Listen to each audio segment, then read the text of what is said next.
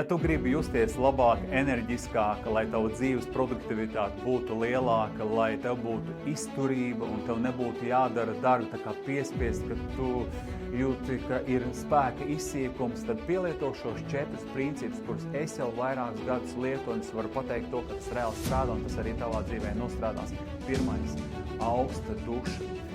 Vai kā es uztaisīju tādu speciālu vietu, es varu iet netālu no mājas uzreiz augstā ūdenī. Arī šodien es biju un reāli es jūtos mundrāks, stiprāks, imūnsistēma paliek labāk un viņi ir izturīgāki pret vīrusiem un enerģijas ir vairāk. Arī stress ir mazāk no tā, ka augstais ūdens cilvēks paliek pret stresu izturīgāks. Otrais – nelieto cukuru. Es jau vairāk 5 gadus nelietoju cukuru, un viss, kas ar to ir saistīts, var pateikt to, ka svars ir aizgājis, vairāk ir enerģija, spēka, galva labāk strādā, tāpēc iesaku arī atlikt cukuru, viss, kas ar to ir saistīts. Trešais – sporto.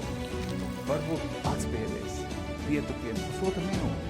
Tas nav daudz, bet tu redzēsi to, ka jau pēc nedēļas, pēc 2 tev būs spēks, izturība, būs arī tavai sirdī mazliet slodzīt, bet tas viss palīdzēs tavam organismam atdzīvoties, jo tad, kad tu kusties, kad ir slodze organismam, tas dod dopamīnu, laimes hormonu, tu redzēsi to, ka tava dzīve atplauks.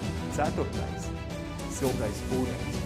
Kāpēc tieši siltais ūdens? Tāpēc, ka ūdens, kad ir silts, viņš labāk ieslūdzās organismā un no rīta 2 glāzes ar ūdeni tukšā dušā pusstundu pirms ēdiena un pēc tam dienas garumā ir jāizdzer cilvēkam 30 mg uz 1 kg tavas svara. Redzēs to, ka ūdens dos, ka tavas asins nebūs biezas, un tas nozīmē, ka būs vieglāk sirdī un vispār visam tavam organismam būs vieglāk caurodīt enerģiju, un tas palīdzēs arī izvadīt no tava organisma šlakus. Tādā veidā tu redzēsi to, ka šīs lietas palīdzēs tev, ka tas atnesīs tev dzīvību un spēku, lai Dievs tev tanī palīdz.